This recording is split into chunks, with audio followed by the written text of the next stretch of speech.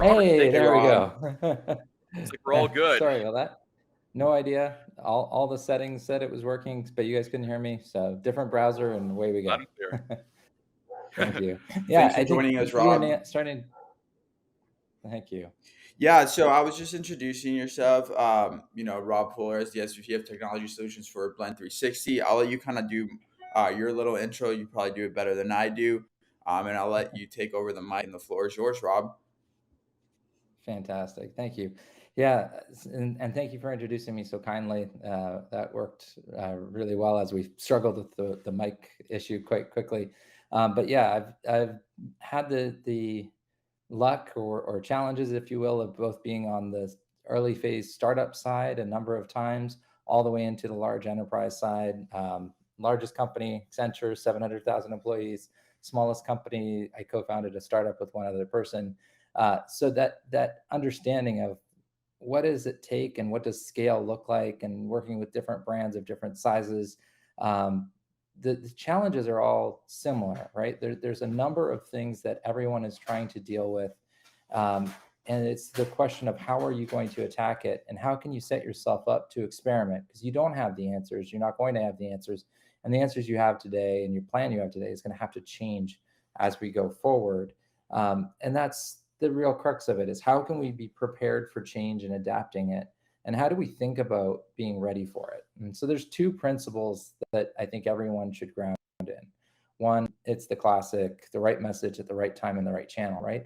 If we're going to attract customers, we have to have the timing right to work with them, right? To either develop that timing or be at the opportunity at the CPG side or the instant purchase side. You want to be front and center at the checkout. That's your right message, right time, right channel. And ahead of that, you're preparing that customer.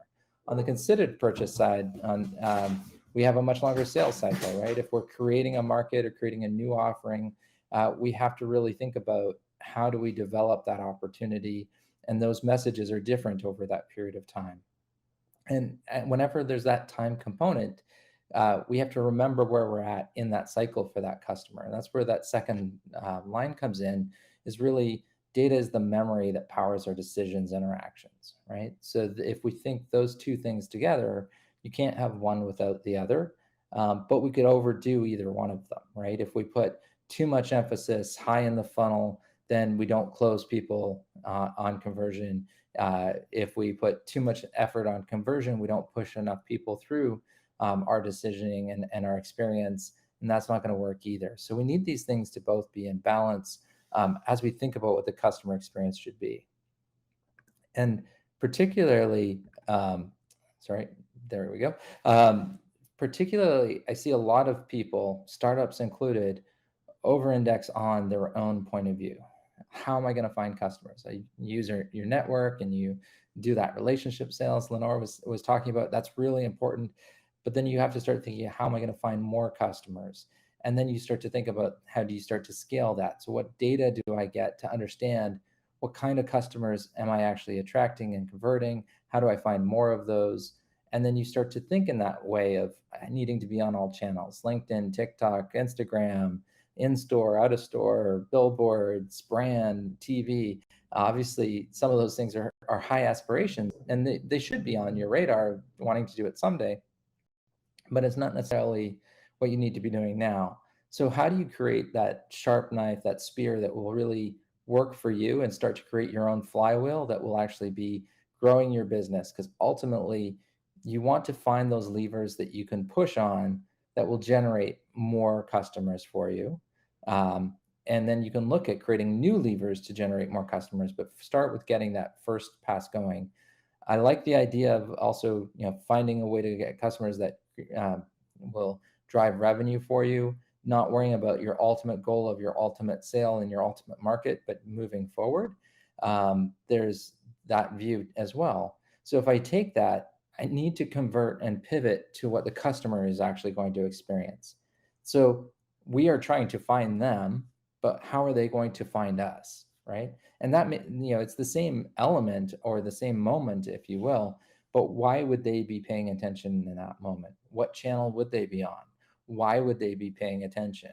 how will they be engaging at that moment in time? Because they're not engaging with us yet. And then as they move in to our properties, our websites, etc., what do they expect, right? We often are trying to convert them, or we are trying to generate leads. We want them to become a prospect, and then we want to convert them. That's not a customer's goal, right? A customer is becoming aware, they're interested for some reason, and then they're engaging to understand if they're still interested, maybe to compare it against other things that they're aware of. Maybe there was an element of education in some of the messaging, and they're just trying to learn more. And we need to be nurturing that.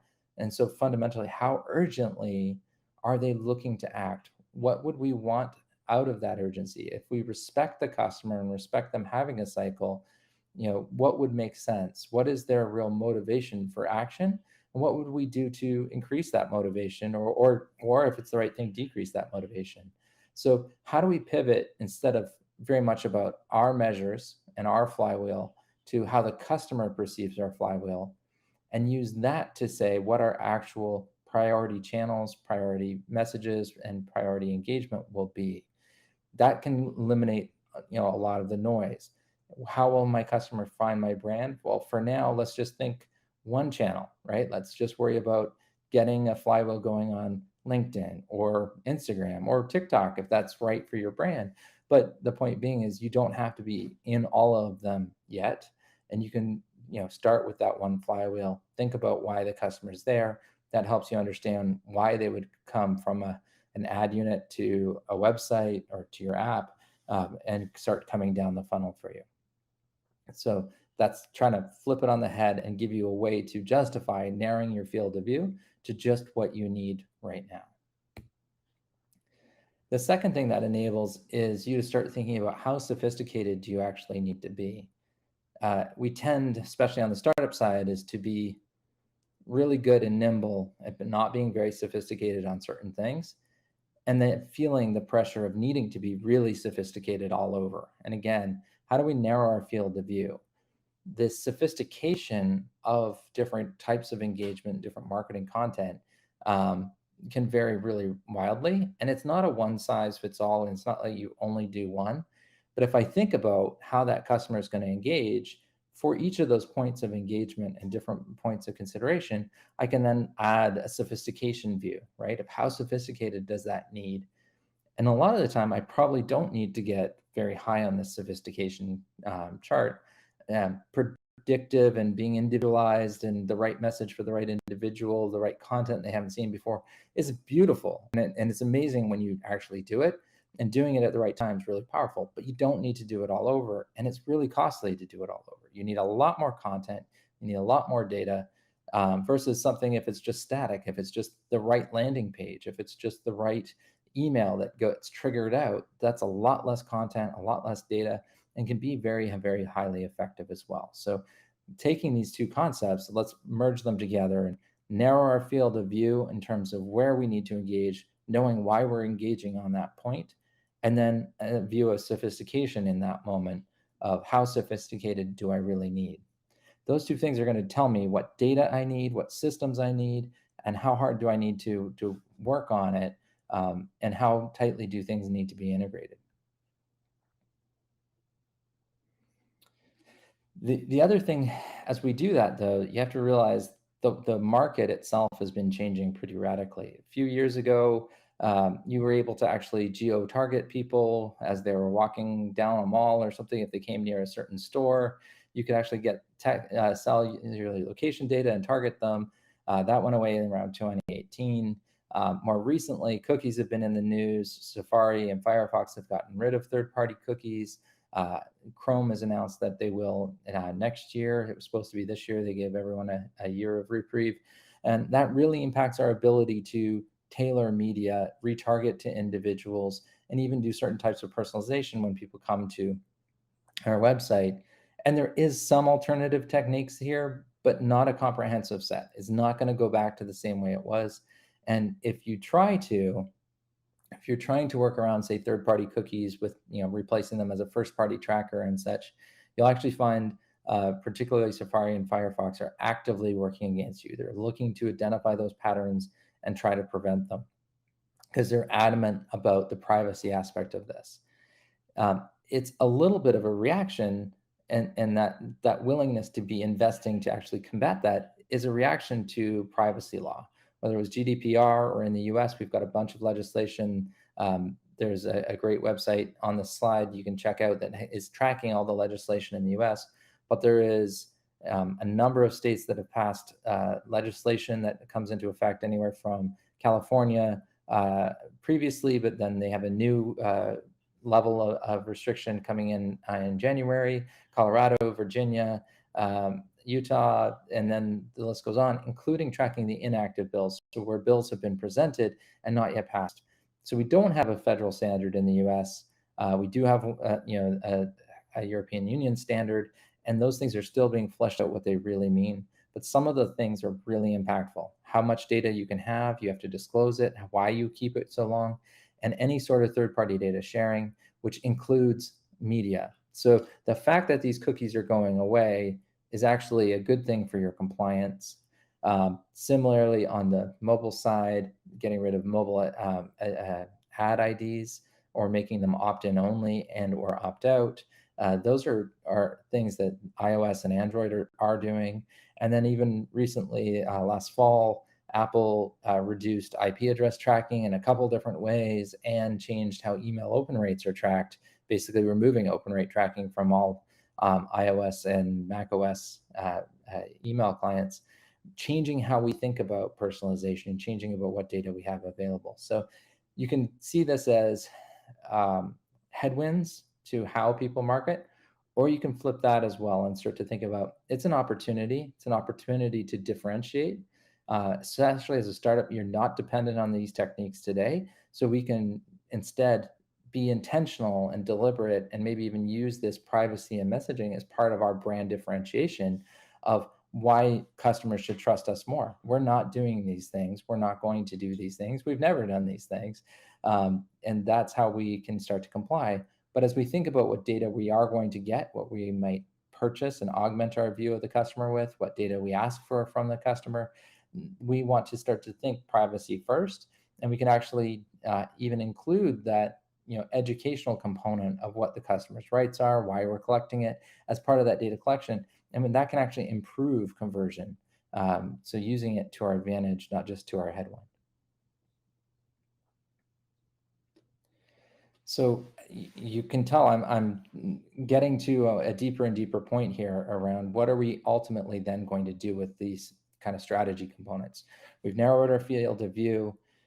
We've decided how sophisticated, where we're going to focus, we're going to be, and we're going to embrace the privacy constraints and expect them to continue to change. So that leaves us 3 areas that we have to get right? How we do our data quality and business intelligence, which is really making sure we have the data, that we have it in one place. Again, level of sophistication, that when I say that, it doesn't mean that it's all perfectly connected, perfectly refined.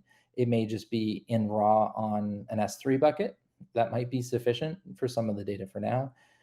But we need to be confident that we have that data and that it's not trapped at an agency or at a couple of different agencies or in some sort of platform where it's a black box and we can't get it out. And the reason is because if it is trapped or external, it takes us a long time to bring it together, and we don't know the value of bringing that data together. So an experiment becomes very expensive and slow, right? The secondary thing, we need to then pull metrics back to that flywheel concept, back to how we're thinking about that customer experience, so that we can start to track how are we turning the cranks, how are we fueling this business?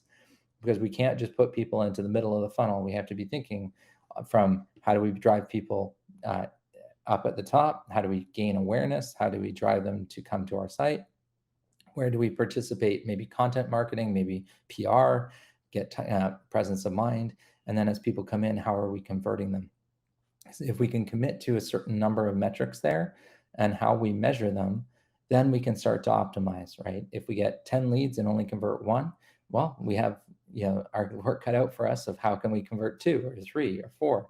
But if we only have 2 leads come in and we convert them both, then we have a reach problem, right? So aligning on metrics, getting a single report of what our flywheel looks like is going to be the key on the data quality and business intelligence side. It is valuable to augment your data, where you will get data about your customers that you don't have otherwise, or your prospects. The key, though, is, of course, we have to think about data privacy and disclosing that data. What are we going to do with it? And we also want to make sure that we can bring this data into our own analysis and use it for purpose. So something like narrative.io is really interesting, where you can buy very specific data sets, what they were captured under, what kind of rights you have to them, and or even sell some of your data sets. May or may not be PII, does not have to be tied to an individual. It could be correlational data.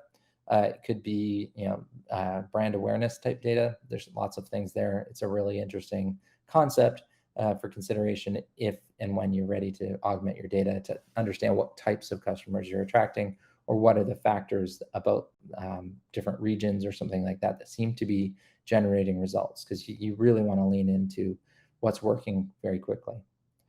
On the technology side, obviously, talking about what apps or websites and email and push notifications and Instagram and TikTok, we do need to think about how are we going to do this, and even on the BI side, how are we going to collect that data, store that data, dashboard that data. So technology enablement is really important. There's a few aspects to that. We have to plan for change, right? We're a startup, we're nimble, we're fast. We're going to go with what we know. We're going to go with things that are inexpensive, and we are going to intentionally outgrow them. So we have to plan for change. So loose coupling, so controlling how we connect things and try to keep them mostly isolated, but yet still bringing the data to consistency is going to be really important. You don't want to compromise on the customer identity. So we don't want to create situations where they have to create multiple accounts across multiple systems. That will just cause us many user experience challenges long term. So that is almost always worth fixing up front. And that also then speaks to having a single source of truth. So if we have data, whether it's customer data or product data or anything like that, making sure we have a single source of truth and that everything pulls from that single source of truth. Often should be some sort of intermediary layer so that we can change that actual source if we want to. So meaning maybe we're just using an Excel spreadsheet, but we take that Excel spreadsheet and we store it as a CSV file on S3. S3 would be the single source of truth for everyone to pick that data up for.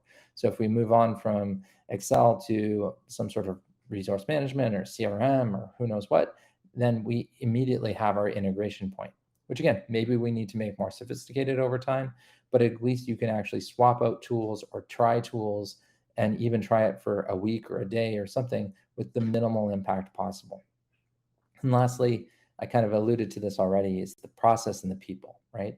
I think execution is going to win over platforms every day. So I said, you're going to use the platforms you know. That's really important. There may be a better platform out there, but if there's a tool that your team knows how to use, they know how to use it effectively, and it's at a cost you can live with, that's fantastic. That's what you should be doing. That's what's going to move fast and get you that. Again, especially if you're aligning it to the customer experience you're trying to achieve. You do worry about fit for purpose, so you don't want to use a screwdriver as a hammer, but there's the idea of stretching those tools a little bit makes a lot of sense. But where you start to do that, you need to realize you are creating some technical debt, and that's okay. But you want to have some form of tracking to know where your pain points are likely to be, so you can debug them more quickly and figure out when you need to replace them more quickly as well. And we will leave time at the end for the questions on this. I'm sure some of this may spawn some ideas and that. So then we can also then take another lens on the technology front of what kind of company, what kind of startup are you going to be? Are you really a build company? It's a bunch of engineering. You really like build solutions, or are you assembling in a platforms company, a best of breed or a best of stack? And best of stack applies both to tools and platforms. So if I'm going to build things, do I standardize on AWS or Azure, or GCP and try to use those clouds as heavily as possible? Or am I going kind of best of breed and I'm just going to host my content anywhere and I can move across those cloud providers at will? And then on the best of stack, do I want to work with maybe a segment, a Twilio, and try to use as much of Twilio as I can? So I kind of have one throat to choke, or Bloomreach as another example. Try to use as much from a single vendor as I can. Acquia would be another one that I would think of in that sense. Or do I start to try to connect some best of breed capabilities? There's not a right answer or a wrong answer. The key is that coupling. Even if you go best of stack, to think about loose coupling, know that once you do go best of stack, you do have heavier lock-in with that stack because you are rightfully so going to use those integrations, but you still have a view where you're thinking through that loose coupling aspect. And so what does that loose coupling aspect mean? Well, my number one visual for that is a hub and spoke. And typically I would have two hubs. I have my analytical hub where I do all of my analysis. I bring all the raw data to, and that's where it's all at our fingertips to do analysis, design, and I can start to worry about additional things like data products or third-party data, external clean rooms. And the reason is the fundamental technologies here can be different, right? So I may be using a data lake. Maybe I'm using some sort of Spark to do more analysis, certainly some sort of data visualization tool. These things tend to be more on the custom side, kind of build side versus a buy side of just a right software that does a specific thing. But there's certainly aspects of the design side, the data side that are products. So Google Analytics or Adobe Analytics or Datorama from Salesforce, all would be great examples of something kind of ready to go that's for that analysis side of things. The operational side of things is that view of the customer and where I connect it and how do I activate on it. And people often get confused because there's usually an analytical view of the customer and an operational view of the customer. The analytical view of the customer is all of the data about that customer linked to one customer. So full transaction history, full engagement history, etc. That's not good for an operation view. It's not good for a marketer because it's very hard to act on. There's too many variations. The marketer is going to look to having rolled up values. When was your last visit? How many visits in the last 12 months? What's your lifetime value? What was the spend per category, rather than having raw transactions or engagement views? The other thing that gets confusing for people often is where to do segmentation, because a lot of tools will have segmentation uses. And there's a hierarchy of different types of segmentation. And again, you want to try to keep it simple, but also kind of govern it that makes sense. So I would always say business segmentation, things that would impact how you report on the business, and things that are fundamental to the business. What type of customer lifetime value, maybe product mix kind of segmentation would be analytical, and it drives to reporting. It flows over to your operational, is used there. And then on the operational side, focus on kind of that activation segmentation. This person has a propensity to email, or this person's on this type of journey, and this is the criteria for exiting that journey. So it's all tied to how are we actually engaging with the customer. So there's a lot of different pieces there, but again, keep in mind, I'm not suggesting you put all of these pieces in. It's more that view up front of how are you going to engage, where are you going to engage down the funnel, and then these are some of the pieces that you probably want. And this is kind of that loose coupling and creating the right set of constructs to minimize that cost of change and improve that ability to experiment. Because it goes deeper. The challenge that I've seen a lot of startups and enterprises do is they use the connectors in certain platforms and they tie things together in a way that doesn't support that loose coupling concept.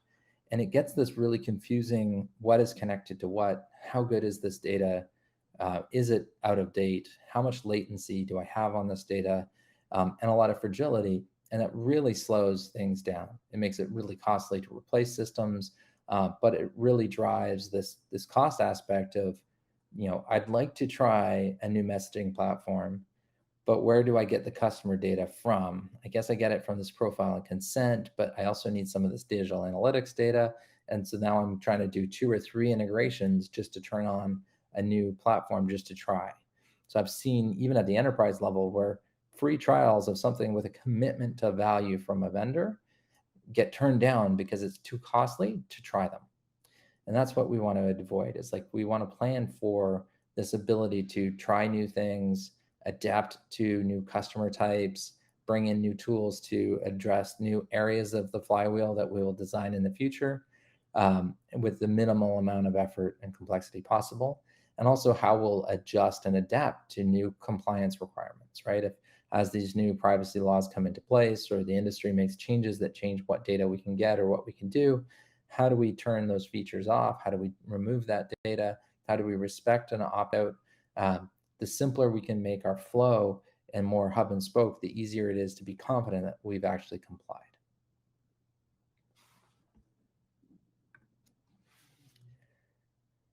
There's lots of ways to view what an architecture will actually start to look like. But someone probably looked at that hub and spoke and said that was a really simple view, and it is. But that is the concept and what you're designing to. If you then start to think one level down on functionality, you can start to think about where does the data, what is the trusted data, what are those enterprise analytics platforms that will use that data, what is the operational platform. Typically, that operational platform right now is a customer data platform. I do recommend an off-the-shelf system for that. Again, whether it's best of stack or best of breed. It's not that you can't buy it, or sorry, you can't build it. There's just a lot of functionality there, and there's over 120 plus vendors doing a customer data platform. So there's a lot of venture capital flowing in there, a lot of different price points, a lot of different kind of core capabilities. It seems to make sense that you should be able to find one that fits your need and budget quite easily. And that may or may not include some of the decoupled journey orchestration you might want. So customer data platforms sitting on top of your enterprise analytics platforms, and then that plugs into your actual execution. Some of those customer data platforms do contain execution capabilities. So I mentioned Bloomreach as an example. It's got email and push notifications. Other people would look at something like a Braze or an Interval, and they can say that it can essentially act as a customer data platform to some extent.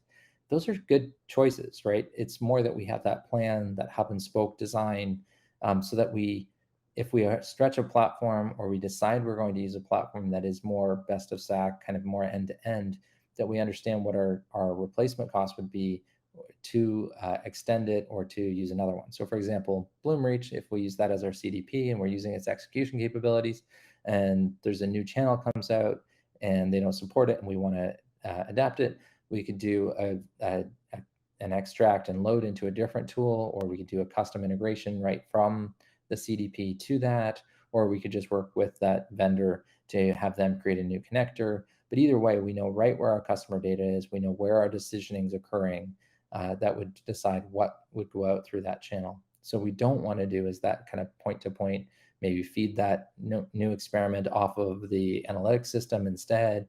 We don't want to tie it to a downstream system, even if they have a connector for that, even if it seems to make sense, unless we're doing so eyes wide open that we're technical debt, and we don't want to build on that kind of principle because it will drag us down. I would love to say there's an exception to every rule, but that one, I've never seen it work out well.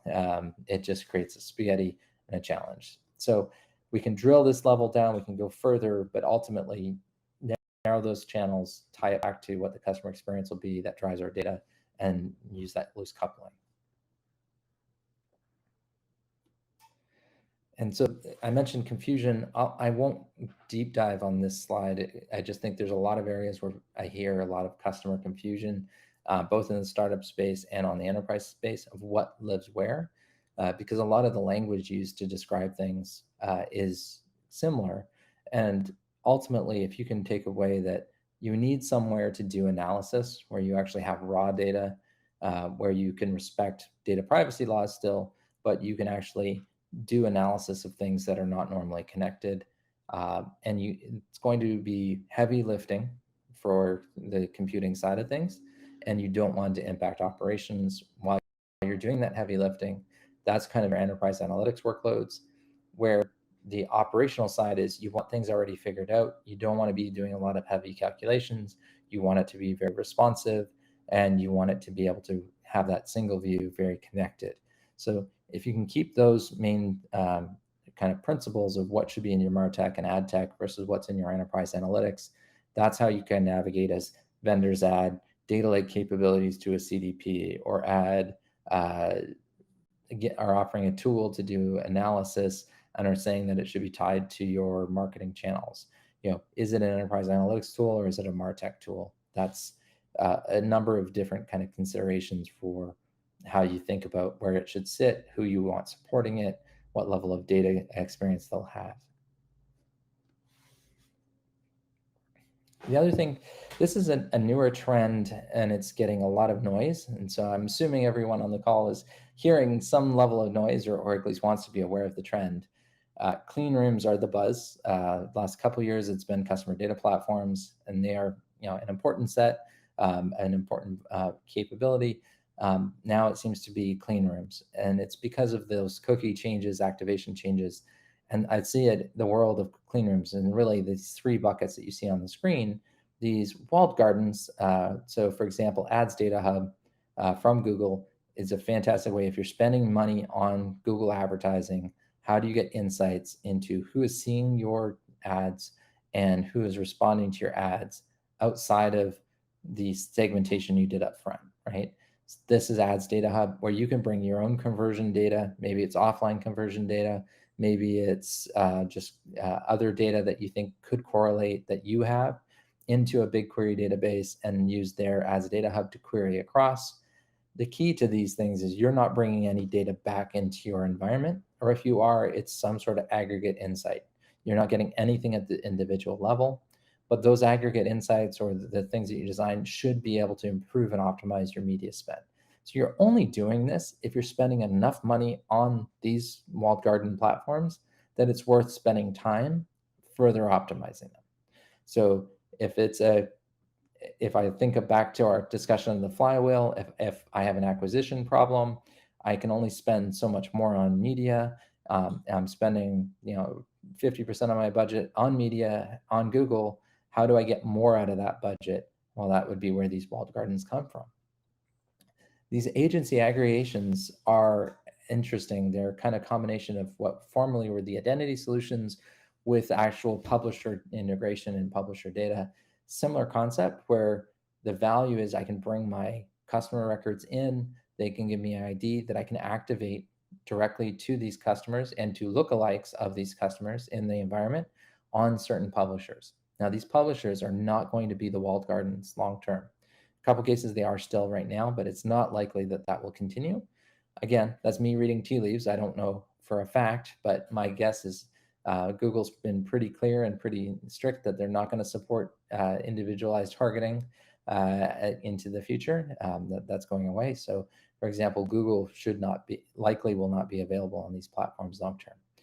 This, you can bring back more information about your known customers. Again, you put your customer records in, you can target them, you can activate on the media side, but you can pull back some things about them. You will actually be able to get some impression data. So this is kind of a decision of, if you don't think the walled gardens are where to place your media, that you think some of the smaller publishers, which are not small necessarily, would be a better bet. That would be something to look at of how you could improve your targeting, improve your analysis. And then the last bucket here is the kind of technology plays. And overall, clean rooms as a technology play would really come into your business if you're looking to monetize the data that you have. I mentioned something like narrative.io. That would be one way to sell individualized data sets, again, PII or not. Or you could have something like Habu or Snowflake Marketplace or InfoSum that you could do, or an Imperity, which gives some clean room capabilities, some identity matching capabilities. But the idea here is, by default, they're empty, and you're doing it to join your data to someone else's data.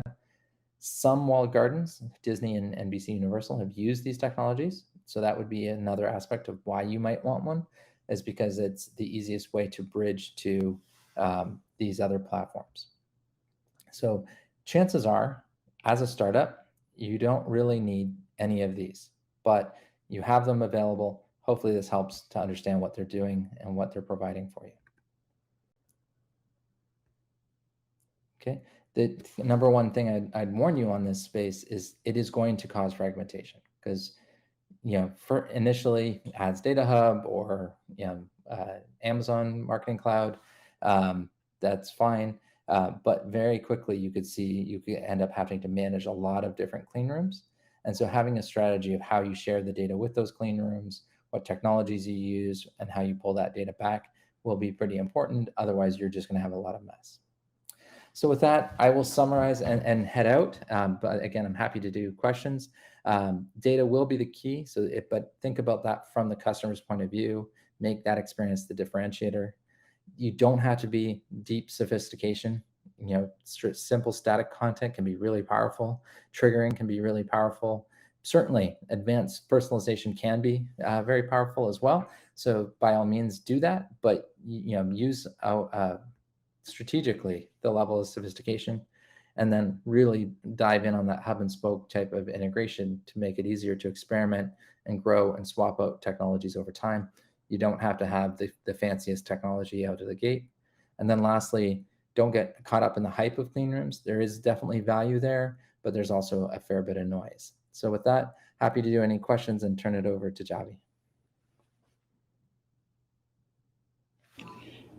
Rob, that was awesome. Thank you so much for that. I appreciate you taking the time and sharing all that insight with us. Definitely one of my favorite topics for sure.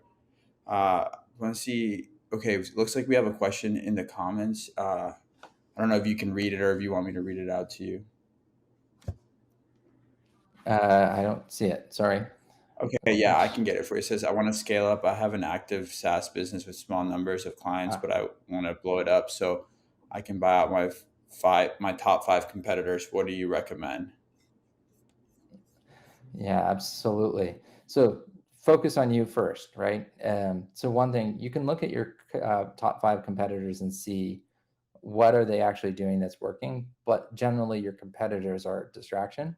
So I would look at what is your flywheel of what's going to drive your business forward. So again, try to keep it narrow, kind of focus on the number of clients.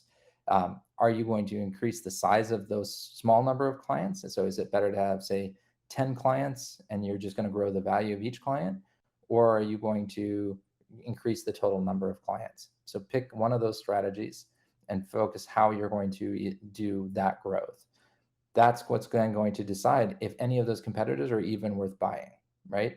Because you want to outdistance them. Obviously, you want to blow up and be much bigger than them. Don't blame you.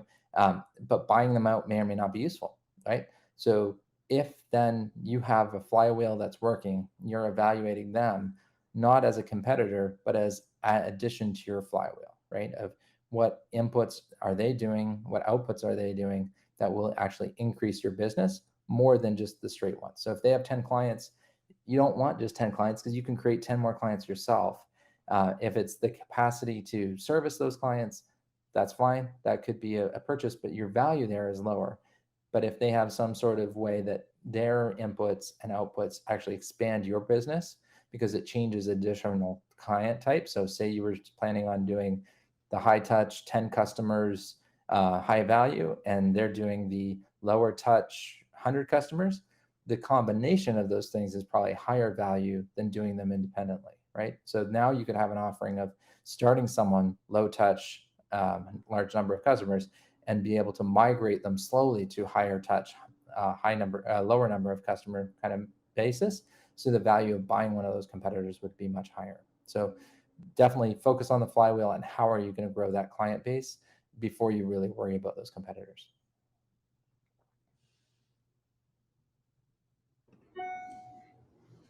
That was an And that's the only awesome question I response. saw there. So Yeah, that doesn't look like there's any more questions coming okay, in. Rob, where can everyone connect with you offline or like online?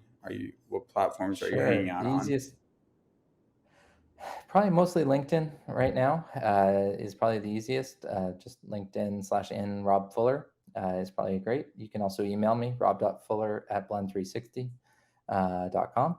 Those would be where I'm most active. You'll find me everywhere, but those are the ones I am spending the most time on right now.